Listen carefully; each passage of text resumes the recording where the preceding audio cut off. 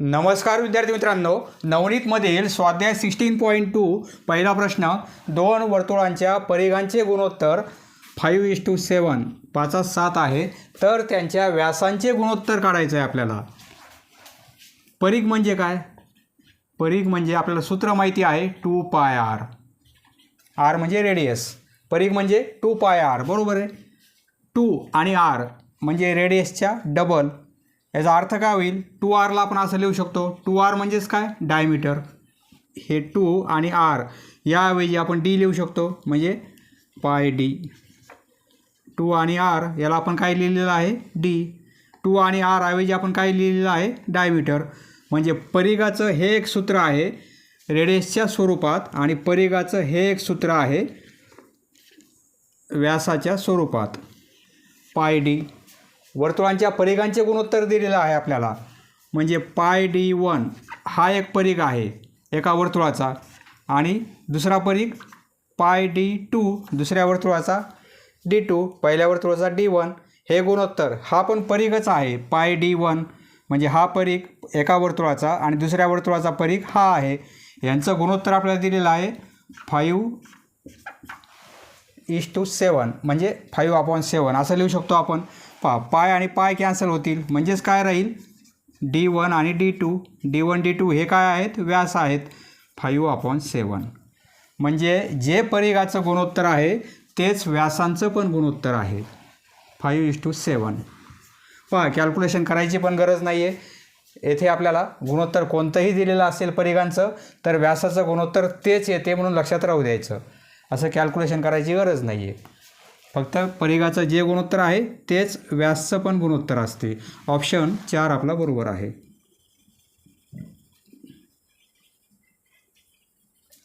Next question, second question. आकृतीमध्ये एक वर्तुळ आयताच्या शिरोबिंदूतून जात आहे. हे वर्तुळ या आयताच्या चारही शिरोबिंदूमधून पास होत आहे. आयताची लांबी दिलेली आहे. समजा ही लांबी किती आहे? 16 सेंटीमीटर आणि रुंदी आहे 12. ही लांबी 16 आहे, रुंदी 12 आहे. वर्तुळाची त्रिज्या किती? या वर्तुळाची त्रिज्या म्हणजे O पासून B पर्यंत एवढं डिस्टन्स आपल्याला काढायचं आहे. आपल्याला माहिती आहे जर आयत असेल तर आयताचे कर्ण एकमेकांना काय होतात? दुभागतात, म्हणजे हे दोन पार्ट इक्वल होतात. त्याप्रमाणे OB आणि OD इक्वल होईल, बरोबर आहे. तर आता आपल्याला काय काढायचं आहे? त्रिज्या काढायची आहे. म्हणजे OB एवढं अंतर काढायचं आहे आपल्याला, किंवा OD एवढं अंतर काढायचं आहे. ती आहे त्रिज्या आपली. एवढी त्रिज्या कशी काढता येईल आपल्याला? इथे आपल्याला पायथागोरस थेरम अप्लाय करता येईल, कारण हा अँगल 90 डिग्रीचा आहे. आयतामध्ये प्रत्येक कोन 90चा असतो, बरोबर आहे. म्हणजे हा कोन 90 आहे. ही बाजू माहिती आहे, ही बाजू माहिती आहे. 90 अंशासमोरील बाजू म्हणजे हा हायपोटेनस होईल. म्हणजे या बाजूचा वर्ग म्हणजे BD हे अंतर काढणार आपण. BDचा वर्ग म्हणजे काय होईल? 16चा वर्ग आणि 12चा वर्ग, दोघांची बेरीज. 16चा वर्ग आणि 12चा वर्ग. 16चा वर्ग आहे 256 आणि 12चा वर्ग आहे 144. दोघांची बेरीज केली तर 400. BDचा वर्ग आहे, ही किंमत आहे BDचा वर्ग. आपल्याला BD पाहिजे, वर्गमूळ घेऊ. 400चं वर्गमूळ 20 आहे. म्हणजे BDची लेंथ किती आहे? 20 सेंटीमीटर. म्हणजे एवढं अंतर किती आहे? 10. आणि हे अंतर किती आहे? 10. कारण टोटल लेंथ आहे 20, म्हणजे ही 10 असेल. म्हणजे त्रिज्या किती आहे? 10. OB म्हणजे त्रिज्या होईल, OB 10. म्हणजे त्रिज्या किती आहे? 10 सेंटीमीटर. ऑप्शन 2 आपला बरोबर आहे. नेक्स्ट क्वेश्चन, तिसरा प्रश्न. आकृतीमध्ये आपल्याला TNची लांबी 9 दिलेली आहे. TN एवढं डिस्टन्स किती आहे? 9 आहे. TN ही लांबी 9 आहे. ABची लांबी 30 आहे. AB एवढी लांबी 30 आहे. परंतु वर्तुळ केंद्रातून ही जीवा आहे AB, यावर हा परपेंडिक्युलर आहे. म्हणजे ABची लांबी 30 आहे. हा परपेंडिक्युलर या जीवेला दुभागतो. म्हणजे AT 15 असेल आणि TB हे अंतर 15 असेल. टोटल AB 30 आहे. म्हणजे हे 15 होईल आणि हे 15 होणार आहे. तर व्यास एम एन किती असेल? आपल्याला एवढी लेंथ काढायची आहे. हा जो व्यास आहे याची लांबी काढायची आपल्याला.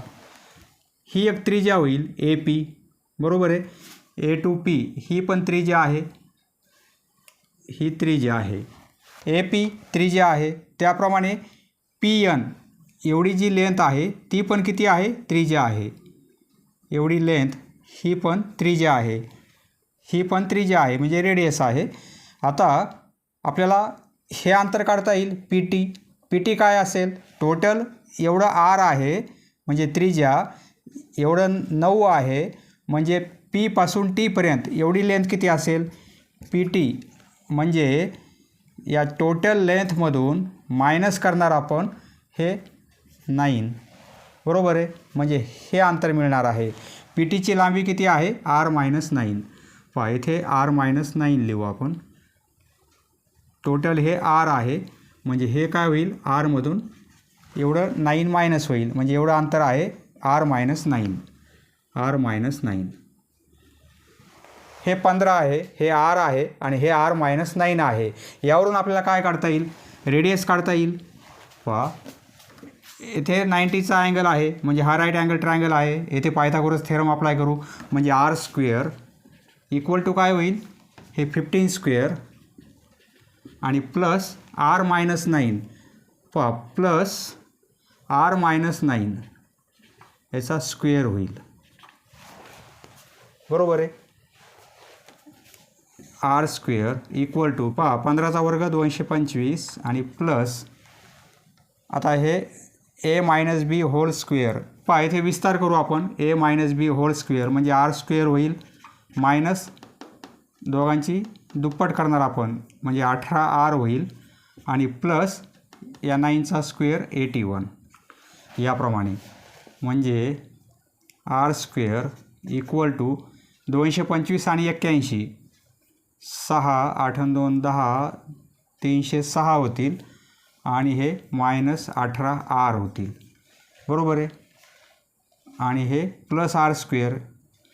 पहा दोन्ही साईडला प्लस आर स्क्वेअर आहे म्हणजे हे कॅन्सल होतील. इकडे काहीच नाही म्हणजे इकडे 0 राहील, बरोबर आहे. R square cancel. या दोघांची बेरीज 306 आणि मायनस 18R म्हणजे 18R हे इकडे आणले तर प्लस होतील आणि इकडे आहे 306 म्हणजे आरची किंमत आपल्याला काय मिळेल? 306 भागिले 18. 18ने भाग देऊ. 18 1 18, 18 7 म्हणजे 17 मिळेल आपल्याला, बरोबर आहे. आरची किंमत आहे 17. आपल्याला काय पाहिजे? व्यास पाहिजे. म्हणजे ही 17 आहे, एवढी लेंथ 17 आहे, ही पण 17 आहे कारण ही पण त्रिज्या आहे. 17 आणि हे 17 म्हणजे 34. ही त्रिज्या आहे म्हणजे व्यास किती असेल? याच्या डबल असेल व्यास म्हणजे ट्वाईस आर म्हणजे 17 गुणिले 2 म्हणजे 34. पहा उत्तर आहे 34 एकक. ऑप्शन 2 आपला बरोबर आहे. पहा इथे हे लक्षात यायला पाहिजे, ही त्रिज्या आहे म्हणजे ही पण त्रिज्या आहे. हे अंतर 9 आहे म्हणजे हे अंतर किती आहे? R-9 याप्रमाणे. नंतर एवढ्या त्रिकोणामध्ये आपण पायथागोरस थेरम अप्लाय केला, त्यावरून आरची किंमत मिळाली. आपल्याला व्यास पाहिजे म्हणजे आपण रेडियसला डबल केलेलं आहे म्हणजे आपल्याला व्यास मिळेल. Next question. चौथा प्रश्न. वर्तुळामध्ये त्रिज्ये एवढ्या लांबीच्या एक त्रिज्या काढू आपण. ही त्रिज्या आहे R. त्रिज्या एवढ्या लांबीचीच एक जीवा आहे. ही जी लांबी आहे तेवढ्याच लांबीची एक जीवा काढू आपण. तेवढ्याच लांबीची एक जीवा काढली आपण. हे जे अंतर आहे तेवढंच अंतर हे आहे, परंतु ही जीवा आहे आणि ही त्रिज्या आहे. त्या जीवेचे वर्तुळ केंद्रापासून, हा वर्तुळ केंद्र आहे, वर्तुळ केंद्रापासून अंतर त्रिज्येच्या किती पट असेल? म्हणजे वर्तुळ केंद्रापासून या जीवेवर आपण परपेंडिक्युलर काढणार. म्हणजे हे अंतर काय आहे? या वर्तुळ केंद्रापासून जीवा तेवढ्या अंतरावर आहे.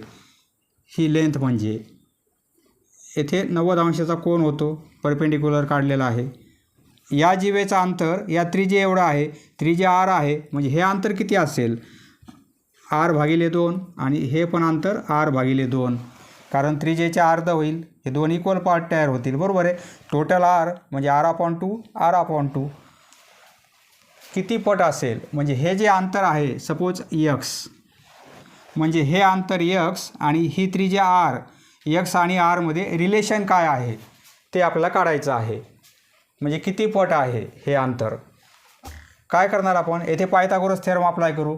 म्हणजे येथे काय होईल, r² होईल, बरोबर आहे, इक्वल टू x² आणि प्लस याचा वर्ग होईल r आणि अपॉन 2 याचाही वर्ग होईल. हे सॉल्व करू आपण. r² equal to x² plus हे r² होईल आणि अपॉन 4 होईल.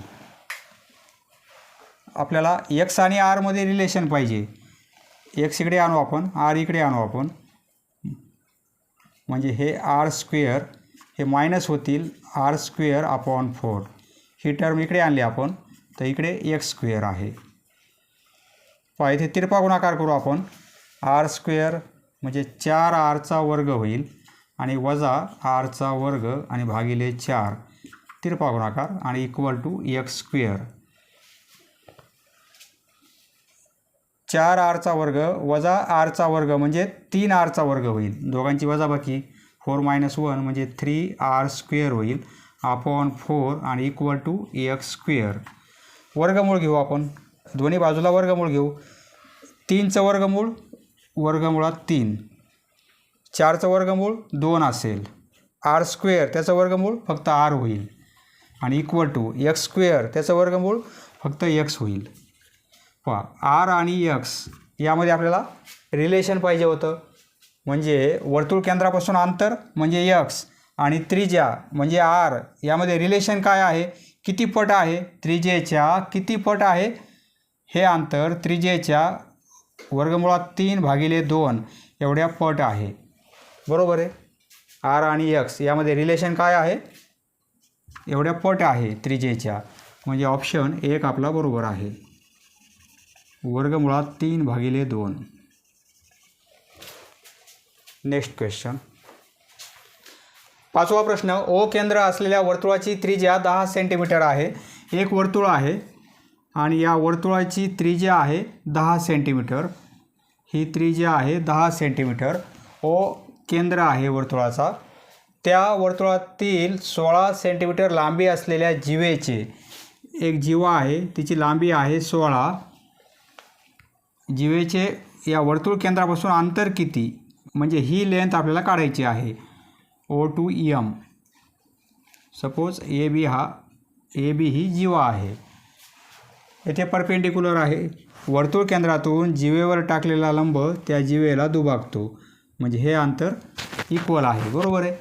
16 सेंटीमीटर टोटल लेंथ आहे. म्हणजे हे 8 आहे आणि हे पण 8 आहे. दोघांची बेरीज 16 होईल. A to B 16 अंतर आहे. म्हणजे हे 8 होईल आणि हे पण 8 होणार आहे. आपल्याला हे अंतर काढायचं आहे. येथे पायथागोरस थेरम अप्लाय करू. ही लेंथ काढायची आपल्याला OMची, बरोबर आहे. म्हणजे हे अंतर काढायचं आहे आपल्याला. OMचा वर्ग म्हणजे काय होईल, हा 90चा अँगल आहे म्हणजे हा हायपोटेनस आहे. हायपोटेनसमधून ही लेंथ मायनस करणार आपण. म्हणजे 10चा स्क्वेअर मायनस होईल AM चा स्क्वेअर म्हणजे 8चा स्क्वेअर. 10चा स्क्वेअर 100, 64 हे होतील 36. परंतु ही लेंथ आहे OM स्क्वेअर. आपल्याला काय पाहिजे, OM. वर्गमूळ घेऊ 6. एवढी लेंथ किती आहे 6. OM आहे 6. OM 6 centimetre. ऑप्शन 1 आपला बरोबर आहे.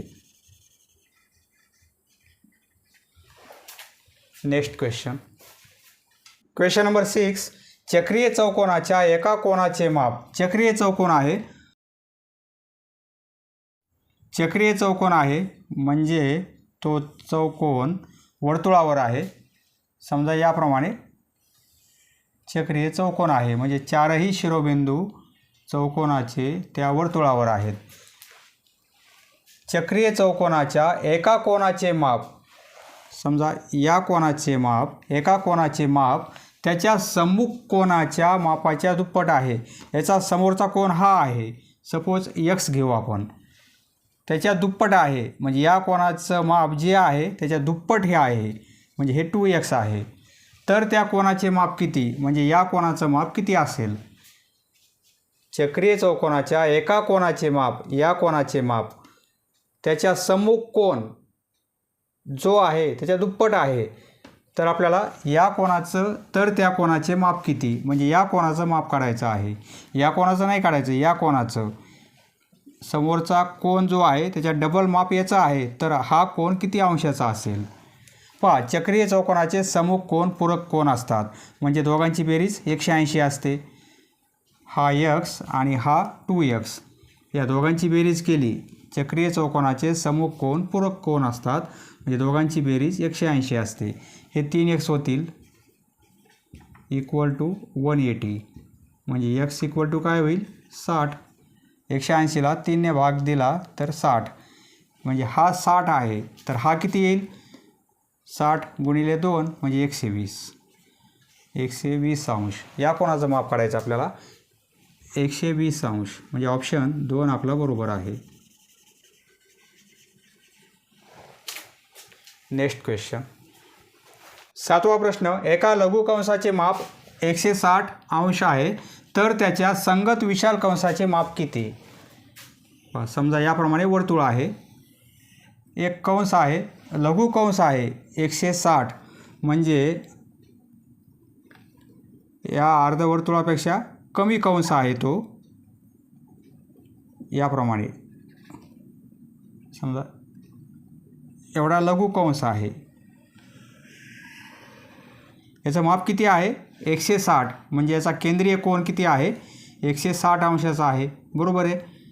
160 अंशाचा केंद्रीय कोन आहे, म्हणजे या कंसाचं माप किती आहे, हा जो कंस आहे त्याचं माप आहे 160 अंश. तर त्याच्या संगत विशाल कंसाचे माप किती. संगत विशाल कंस म्हणजे लागूनच असलेला हा कंस, एवढा विशाल कंस होईल. या कंसाचं माप किती आहे, या कंसाचं माप किती असेल. पूर्ण सर्कल म्हणजे 360 अंश, बरोबर आहे.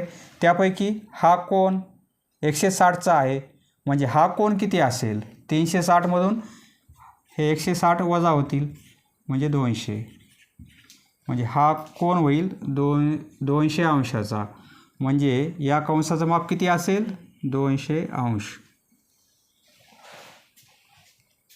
ऑप्शन 3 आपला बरोबर आहे.